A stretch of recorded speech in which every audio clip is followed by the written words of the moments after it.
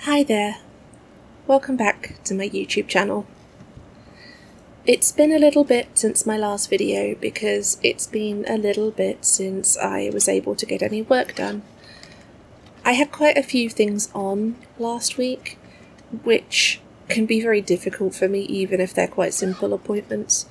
I experience a lot of distress anticipating things as well as actually doing the things, and I had to go out of the house a couple of days last week, so it all added up to being quite a lot. And my fatigue levels are still very high, so the latter half of last week I didn't really do much in terms of work, but that's okay. It happens. It's one of the reasons I'm part-time, is that when that happens I can do my best to be gentle about it and not worry too much. I worry anyway, obviously, but I can try not to worry. But I did get back to campus. You're watching me yesterday when I'm talking about this. So I got back in on Monday. It was a bank holiday, which was an error because most of campus was closed. Normally in term time the library doesn't close for bank holidays, but we're outside of term time at the moment, so it was closed, which meant I ended up here, which is the postgraduate study building. Now, the postgraduate study area is really nice. I like it. It's got individual booths, there's printers and so forth there, so you can do everything you need to. The computers actually have 2 monitors, which is quite nice, because everywhere else on campus they've only got 1. The problem is, it's not super accessible. The way into this building has doors that are keycard locked, which is fine, make sure only postgraduates can get in, but you have to tap your keycard on and then also pull open the doors. On top of that, my wheelchair only fits through the doors when both are open, but then obviously I also need another hand to propel my wheelchair forward. It's okay on the way out because I can literally kick the doors open. Apologies to the people I disturbed in the room doing that yesterday.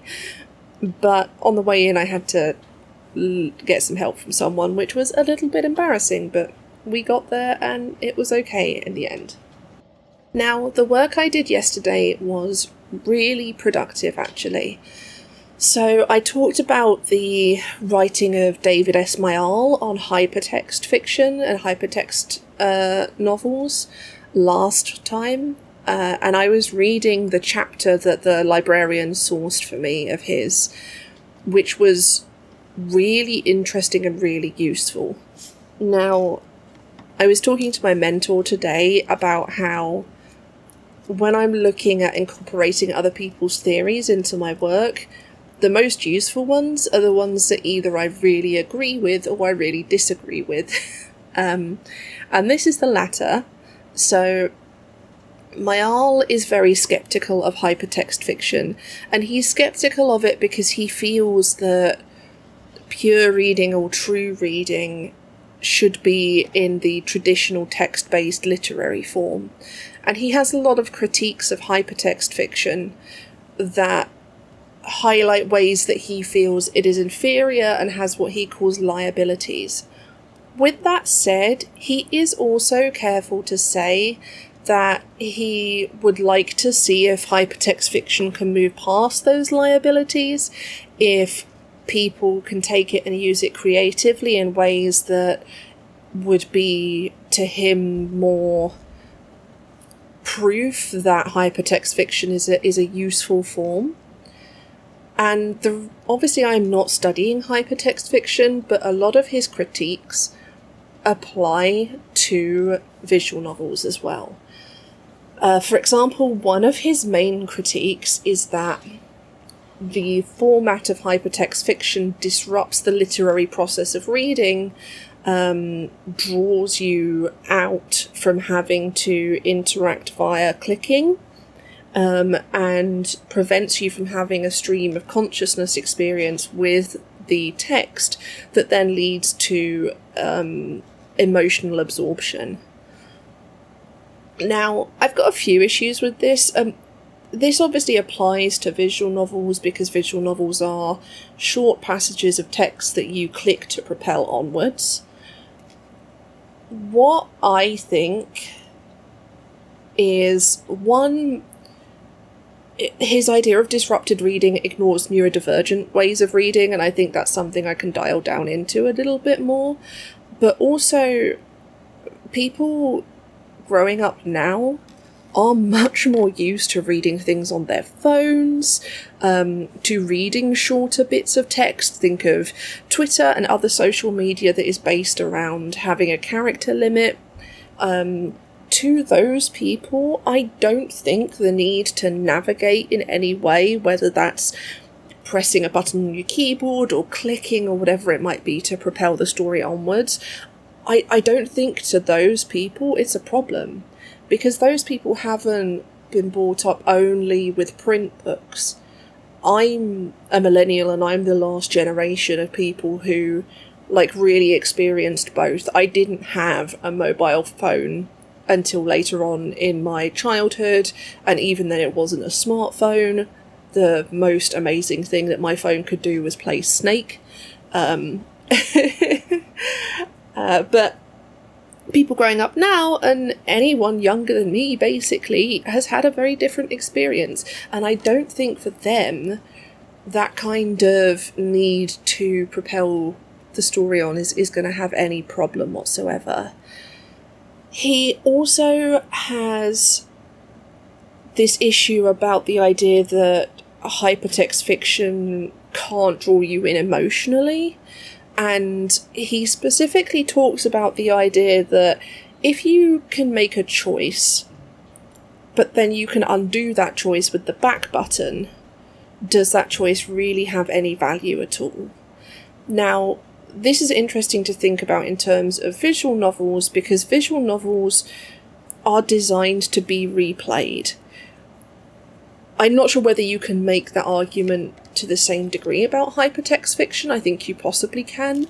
To me, hypertext fiction, because it's not a sort of branching, braided narrative in the same way that visual novels are, it can be a lot more complex than that.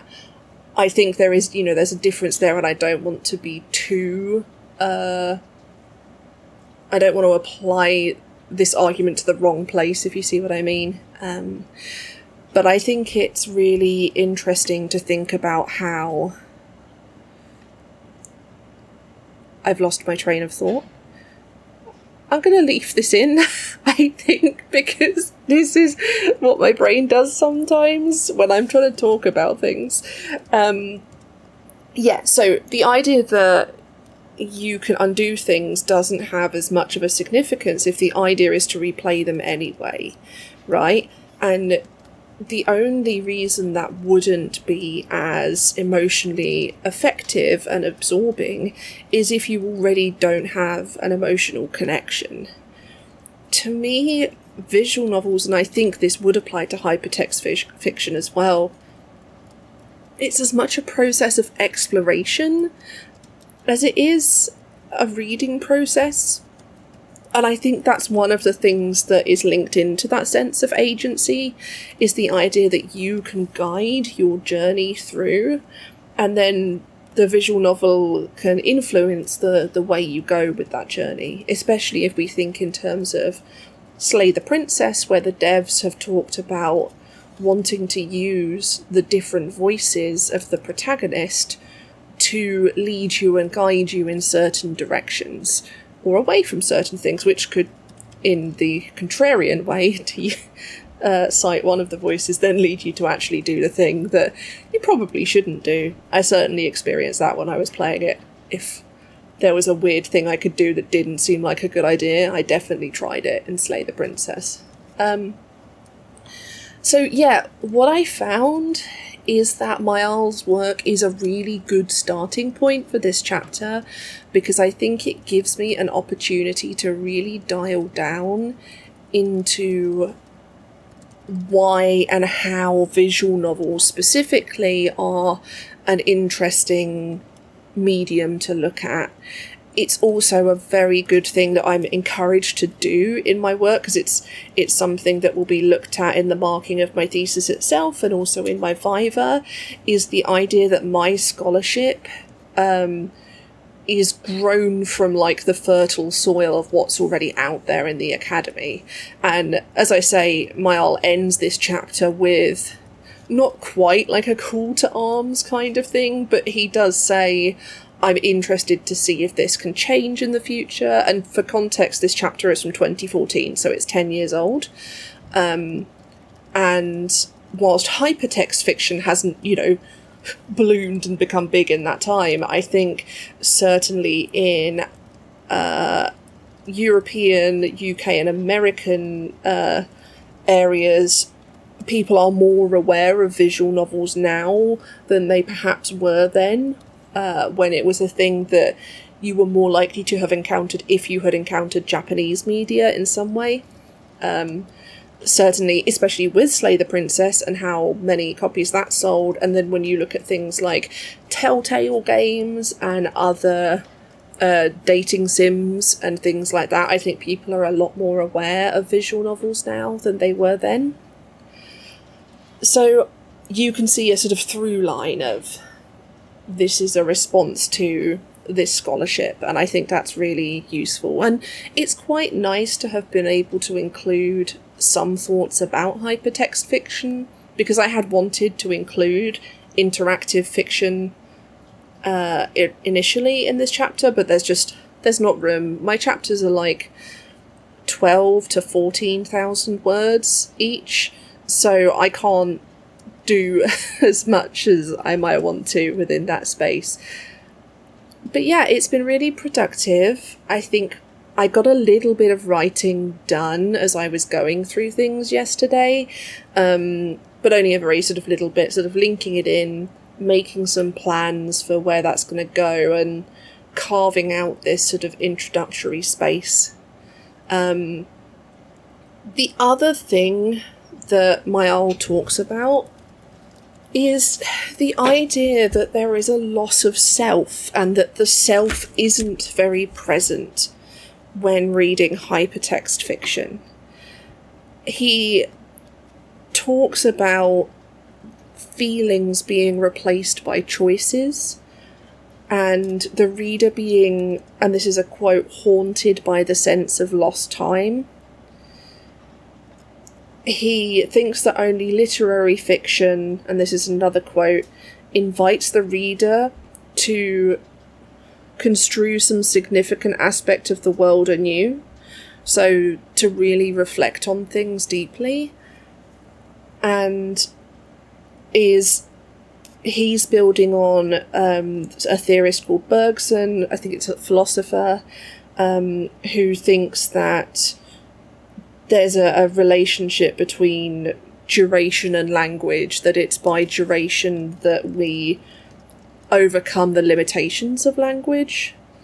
And Miall talks about hypertext being a loss of rhythm as well. So that's something I need to think about more, and I think this is probably where this introduction will end, is then going into his thoughts about the loss of self and using that as a segue into thinking about identity construction, which is my mad theme for this chapter. So just as a really quick reminder, if I haven't mentioned it before or you haven't heard, each of my chapters has a media type and an aspect of the mad experience. So identity and relationships is the aspect of experience for this chapter. So I think Miall's thoughts about the loss of self form a really good way into that, and will let me then go on and talk about Slay the Princess and Song of Sire more specifically. But as I say, that's something I want to look into more. That's where I'm then going to bring in those thoughts from Jennifer Robinson about emotion and reading, because I'm interested to look at what she says and whether that, chimes with what he says about literary reading, or whether there's a difference. So there's definitely lots to look into here, and I think it's forming a really nice sort of introduction to the chapter that's coming together well, and I could then link into some of the sort of calls to arms from, so there's an incredible book by Stuart Murray on medical humanities and disability studies, and one of his chapters does talk about video games a bit and how he'd like that kind of interactive narrative to be looked into more. So that's a quote that I can then pull in, and I think I've got some from anime and visual novels. There's a book called Anime and the Visual Novel, which is it Cavallaro? I think it's by. So yeah, I'm going to bring all of those in, but this week is about working through that slowly and steadily, whilst I deal with my health not being the best it's been as well, and my fatigue levels being quite high. So we just keep going, we get through it, and I'm going to leave it there for now, and I will see you all in my next video. Thank you so much for following along and for caring.